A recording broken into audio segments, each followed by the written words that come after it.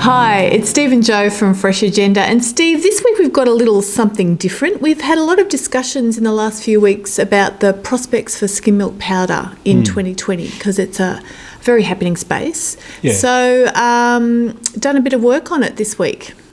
We're doing quite a bit of work and to put up what is not such a simple chart, but I guess the issue is not simple. So we've taken the view, having released a November outlook update, the complexities around skim milk powder into 2020 are such that you really can't have a single view of what's out there, and so we think it's appropriate to look at scenarios. Yeah. Which is what our platform is set to do. And we've got just the tool to do it. Yeah. Well, that's a good point. So this represents, I guess, the complexity of the issue, and all of those blue boxes around this chart are the things that are moving and potentially impact, the skim milk powder availability, balance sheet, and then values as they go through the year. Yeah. As the title suggests, it's basically focused on the EU because that is the big. Yeah, that's the engine room of value. Yeah.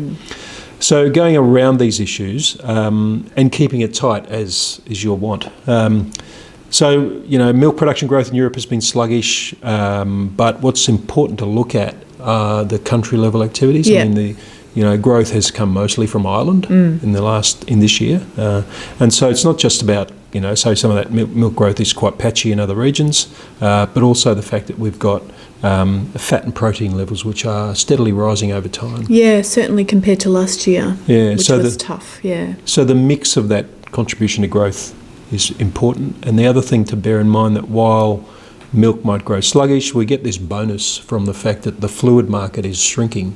Yeah. So that's shrinking at the rate of nearly 3% in the last most of this year. So that adds to the big vat of manufacturing milk that's available.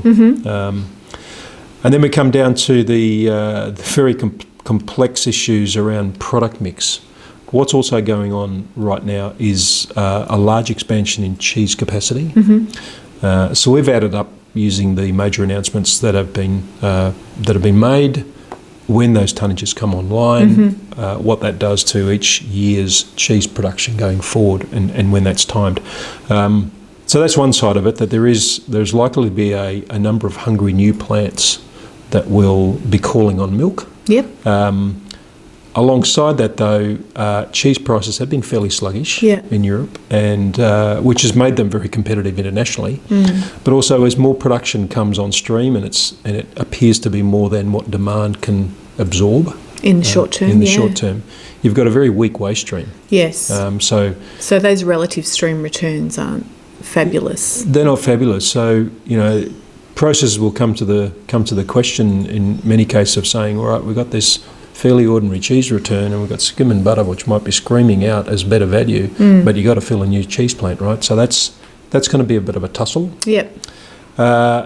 It's importantly the other thing, when you've got such potentially big changes in milk coming in and product mix, we've done this holistic mass balance exercise to make sure it just adds up properly. Yeah, we've got enough solids to produce the products we say. That's right. Got enough solids, got enough milk, and then it stacks up. Yep. Because percentages year on year are deceptive, and we want to make sure the absolutes work.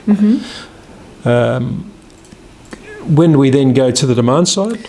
Yeah, that's a tricky one, isn't it? Because as we've discussed, domestic uses are residual. Yep. And given the stocks that were flowing through the system over the last 12 to 18 months, it's been very difficult to measure. Yeah, that's right.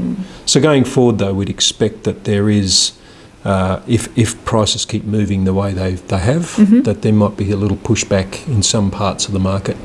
And when you've got cheap whey proteins out there as well, will there be some substitution? Is there enough? Where it's possible, Where it's possible. It's a slow burn, that stuff. Absolutely.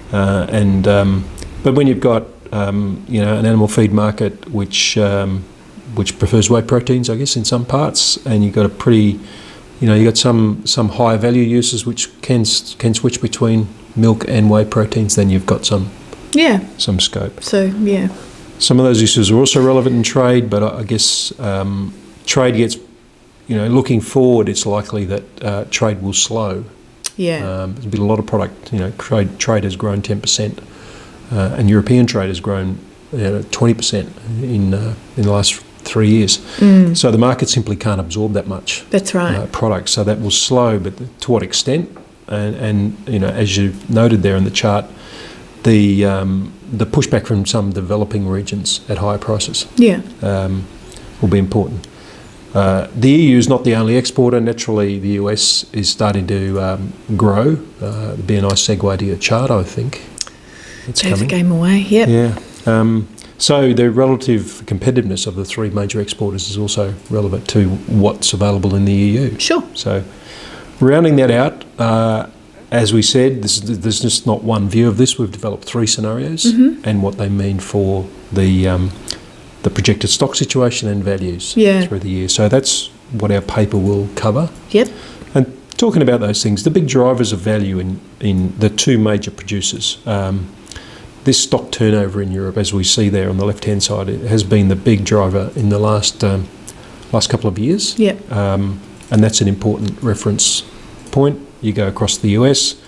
While the EU does drive value, the US balance sheet is also fairly critical. And so you can see there when local supplies short, those premiums increase for the US. So that's right. More complexity probably coming into 2020 with the stocks issue as well as the US coming back. Yeah, that's right. Yeah. So your chart of the week. Well, as earlier advertised, this ties in nicely with the S&P scenario work, because what we've seen in the October data out of US for exports is there's been a couple of months of good growth in skim milk powder exports, and not all about Mexico, particularly in October, the latest month, increasing shipments into Southeast Asia. So EU exporters won't get it all their own way in 2020. There'll be possibly a bit more product available from the US. And the US is more competitive right now. So absolutely. You point about Southeast Asia, just a bit over half the last 2 months, half the growth has gone into there from the US. So they are muscling up in that region after a lull. Sure. So that's important. EU trade came out last night. We'll be adding that up in the next week and slicing and dicing. We'll see you in that, in the next week's video. Update you next week, yeah. So, Steve, the S&P Scenarios paper will be mailed out to our subscribers. And if anyone else of our many, many fans are watching... Through the incredible distribution of this video. If you're interested in having a look at the S&P Scenario paper, just get in touch and there are our details using there. that email there. Yeah. Okay. Well, that's a wrap. Okay, it's goodbye from her and it's goodbye from me.